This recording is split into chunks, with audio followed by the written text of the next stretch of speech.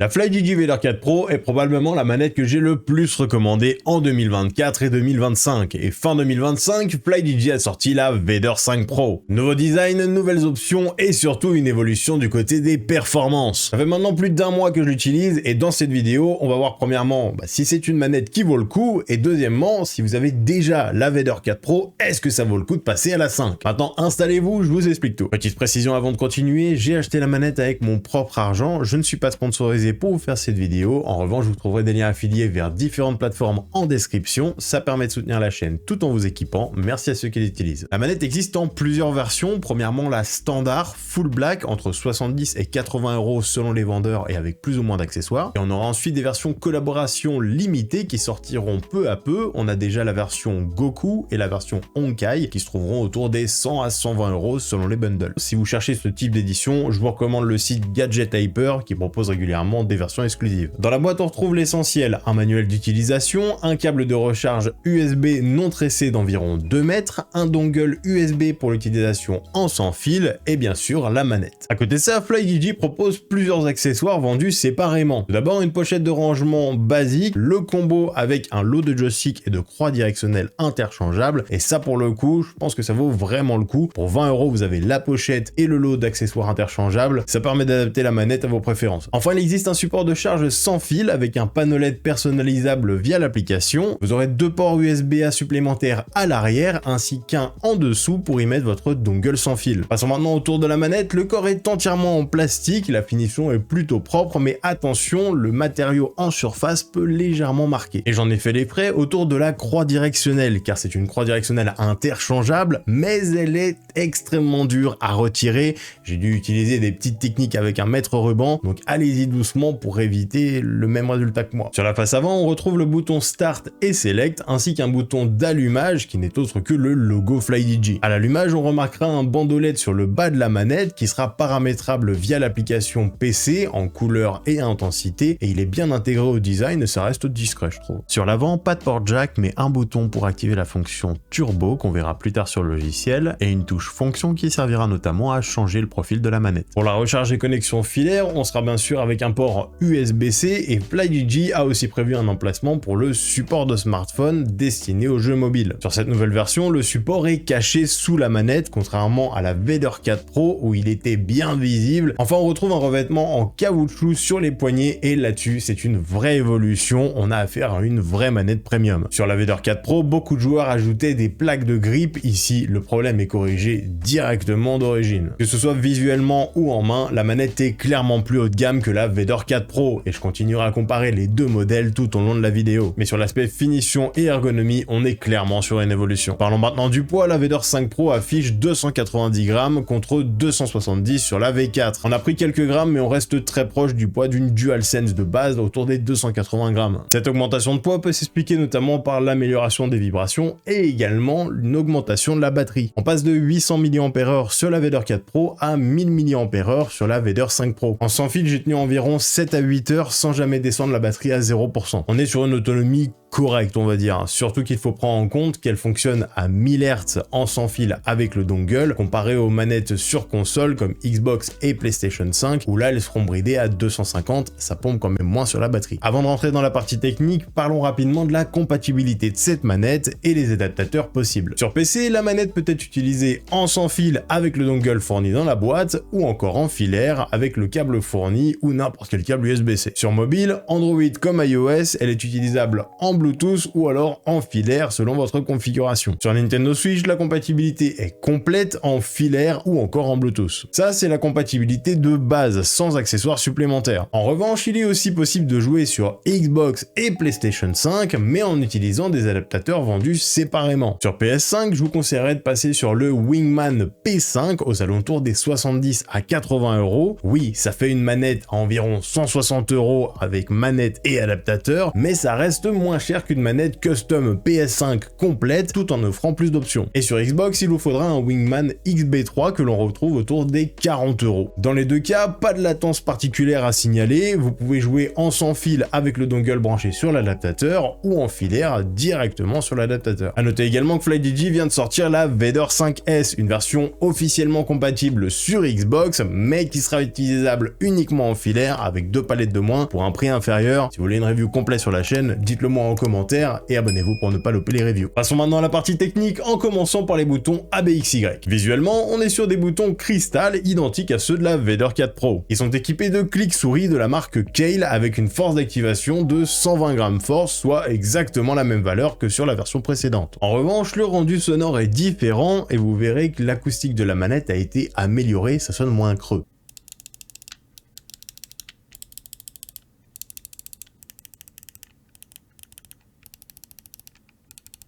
J'avais validé les boutons de la V4, et bien ceux de la V5 sont encore mieux, en un peu plus discret, ça fera plaisir à ceux qui n'aiment pas les manettes bruyantes. On reste sur la face avant avec la croix directionnelle qui est en version 2.0 selon FlyDigi. Ici la force d'activation elle n'a pas changé, on est toujours sur 130 GF. Malgré cette force équivalente, le ressenti est totalement différent, on sent moins le point de rupture des boutons, ce qui les rend plus fluides à utiliser. Et la forme de base est également plus agréable en main.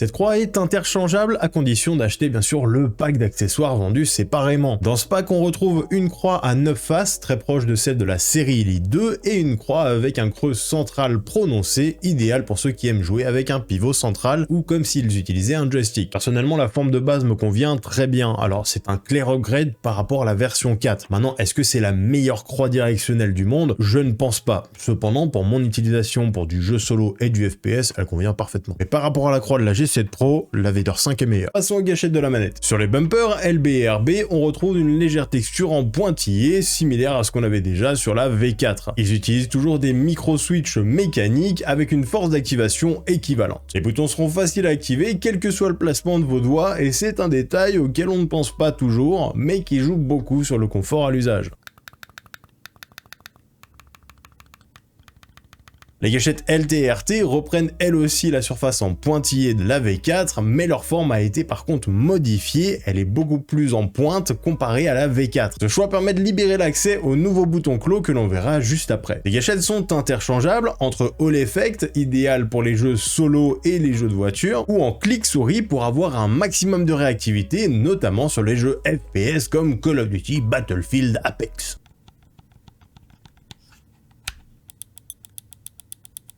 Là encore, je trouve que ce changement de design sur les gâchettes est une belle amélioration par rapport à la V4. Ici, c'est une question de ressenti personnel, vous le donne comme ça. On passe maintenant aux boutons additionnels. Comme pour le reste de la manette, ils sont entièrement paramétrables via le logiciel FlyDigi Space Station 4.0. Je vous expliquerai en détail les possibilités de réglage un petit peu plus tard dans la partie logicielle. Premièrement, les boutons C et Z placés sous les boutons principaux. Ils sont équipés de micro-switch avec une force d'activation d'environ 115 GF. C'est un placement un peu atypique, mais comme on dispose de 6 autres boutons additionnels, on n'est pas vraiment limité.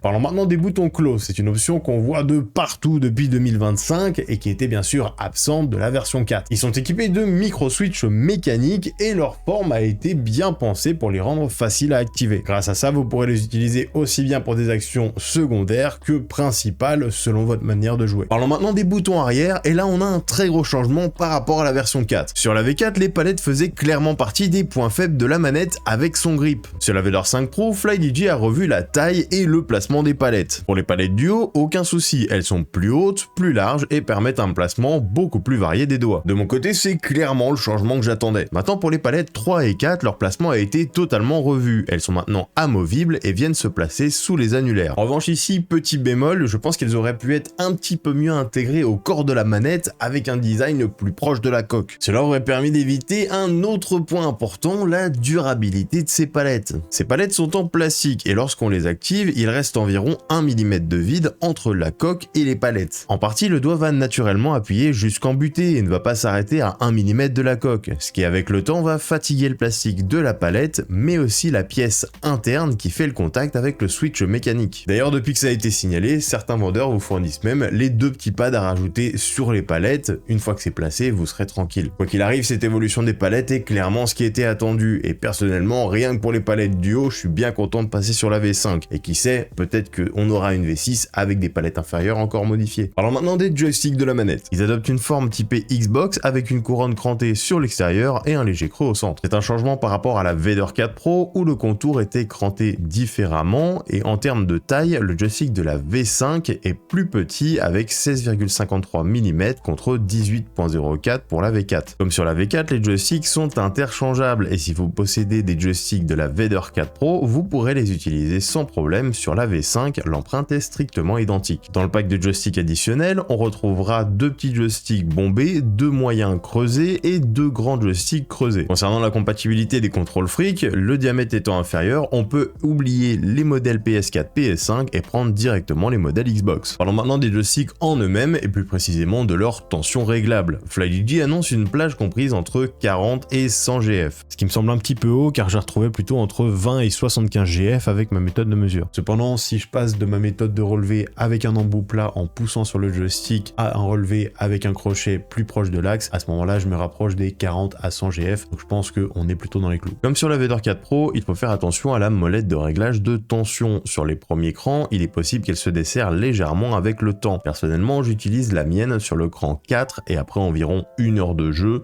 je perds à peu près un demi-cran de tension. J'ai remonté le point à FlyDigi et de leur côté, ils considèrent que ça rentre dans le cahier des charges. Mon conseil, faites surtout attention entre l'écran 0 et 4, là où la molette peut se desserrer plus facilement. De toute façon, la variation de tension est assez faible dans ces premiers niveaux, donc ce n'est pas dramatique, mais c'est quand même important de le savoir quand on l'achète. Parlons maintenant de la technologie utilisée pour ces joysticks. Ce sont des joysticks Hall Effect 2.0 développés par la marque elle-même et sont qualifiables d'anti-stick drift comme les autres joysticks Hall Effect et TMR. Et je vous arrête tout de suite, c'est pas parce que c'est du Hall Effect que forcément c'est beaucoup moins bien que du TMR. Et notamment en termes de latence, vous verrez dans la section dédiée de la vidéo, ils peuvent clairement s'asseoir à la table des TMR. Et il faut garder en tête que FlyDigi développe ses propres joysticks en interne, donc forcément ça peut prendre plus de temps pour passer sur les nouvelles technologies. Ce qui ferait par exemple gagner un petit peu en autonomie en passant de Hall Effect à TMR. Avant de faire les tests, petit point important, je vous conseille toujours de recalibrer votre joystick dès que vous recevez une manette, quelle que soit la marque. Je ne vais pas détailler ici la procédure pour recalibrer les joysticks de la Vader 5 Pro, mais je vous ai fait une vidéo short dédiée que vous retrouverez en description de cette vidéo. Dans un premier temps, on se rend sur le site Gamepad Tester et on va regarder donc si nos joysticks reviennent bien à la position initiale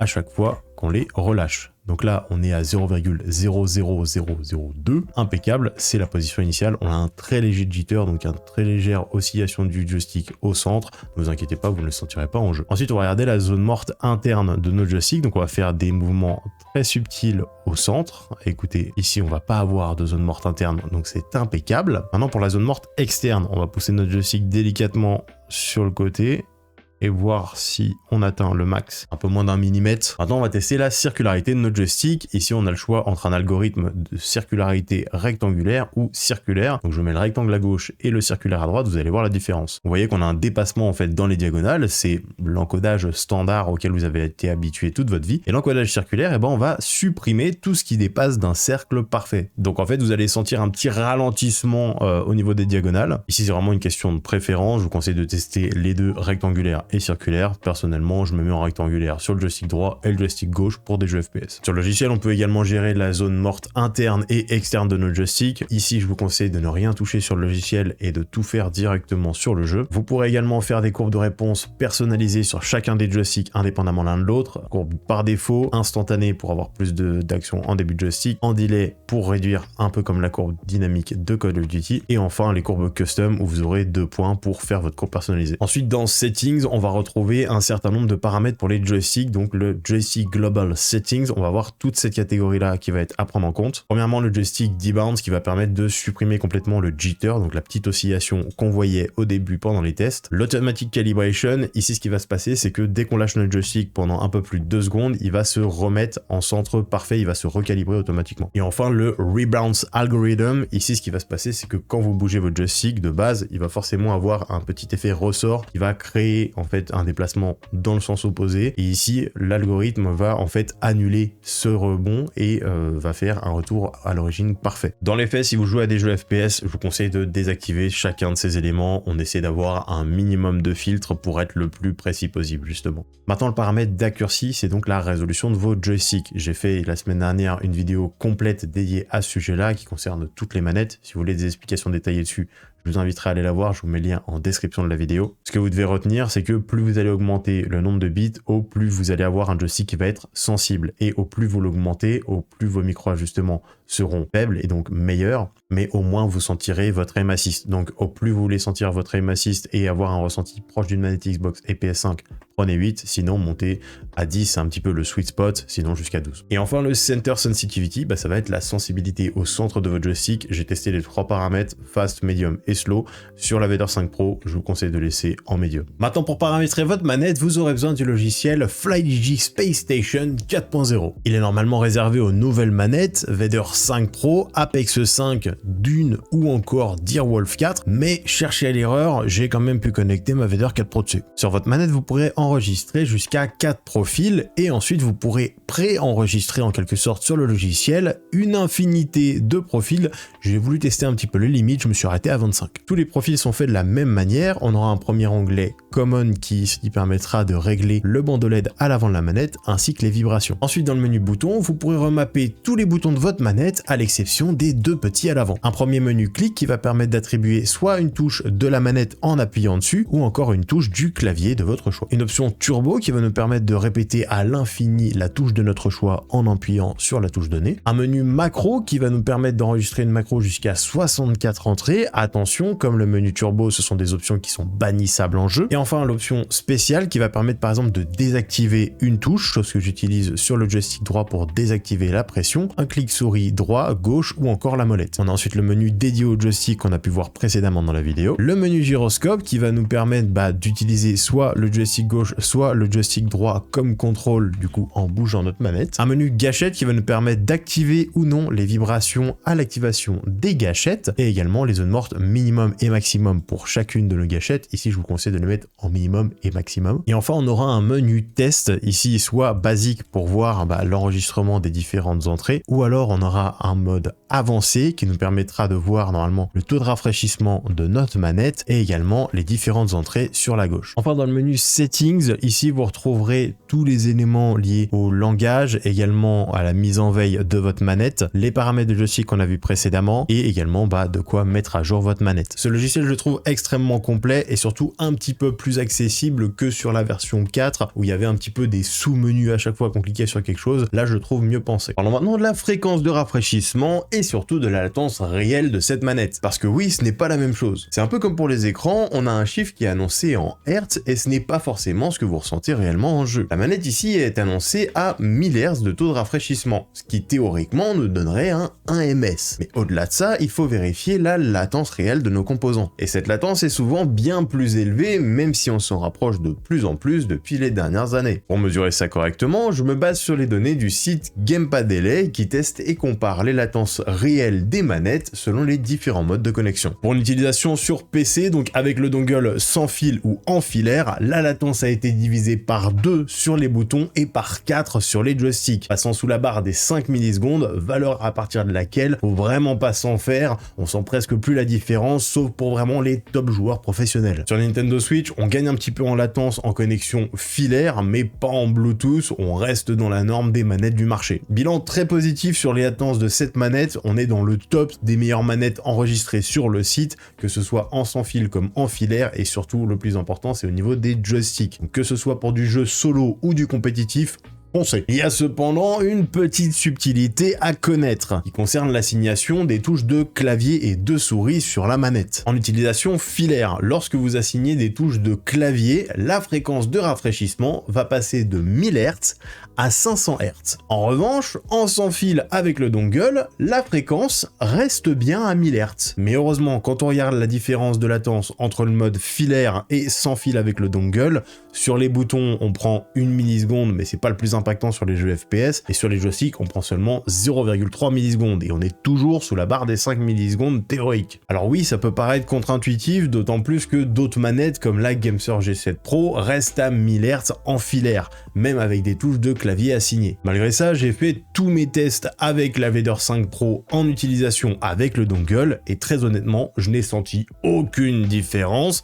étant donné que la différence est quasiment imperceptible entre filaire et sans fil, et mieux encore, la latence en sans fil de la Vader 5 Pro est environ 2 fois inférieure à celle de la G7 Pro en sans fil également. Donc en pratique, c'est pas du tout handicapant, mais c'est un point important à connaître. Si vous utilisez des touches de clavier souris sur votre manette sur PC, utilisez-la en sans fil plutôt qu'en filaire. Petit bonus avant de conclure, j'ai acheté une Vader 5 Pro supplémentaire pour vous la faire gagner, et pour que ce soit plus simple au niveau du concours, tout se passe sur mon serveur Discord, vous aurez toutes les infos en description de la vidéo. Maintenant qu'on a fait le tour, est-ce que je vous recommande cette manette? La réponse courte, c'est oui. On a une excellente latence, un grip enfin réussi, 8 boutons additionnels reconfigurables, et pour environ 70 à 80 €, vous retrouverez une manette avec plus d'options et de performance que des manettes à plus de 200 €. Sur PC, pour moi, la Vader 5 Pro remplace clairement la 4 en tant que recommandation numéro 1, et si vous avez déjà une Vader 4 Pro, et je pense que les nouveautés et améliorations citées dans la vidéo montrent que ça vaut clairement l'upgrade. On me demande aussi souvent ce que donne cette manette face à une GameSir G7 Pro. La G7 Pro, elle existe avec plusieurs variantes selon votre besoin, dont la version 8K spéciale PC qui est actuellement en précommande. Et là, il y a plusieurs critères importants à prendre en compte. La taille de vos mains, la G7 Pro étant plus étroite que la Vader 5 Pro, le nombre de boutons additionnels que vous voulez réellement utiliser, l'importance accordée à la tension réglable des joysticks et bien sûr la compatibilité Xbox. D'ailleurs, FlyDigi a aussi sorti la Vader 5S sous licence Xbox, mais qui est réservée à une utilisation en filaire. Il y a donc de vraies comparaisons intéressantes à faire. Si vous voulez en voir l'une d'elles, dites-le moi en commentaire, et sinon vous retrouverez les reviews des différentes manettes dans la playlist dédiée à ça. Si cette vidéo vous a été utile, pensez à la liker pour soutenir la chaîne et vous abonner pour ne louper aucune review. Vous retrouverez des liens affiliés en description pour soutenir la chaîne tout en vous équipant, et si vous voulez des conseils manettes et IUM personnalisés, rejoignez mon serveur Discord en description.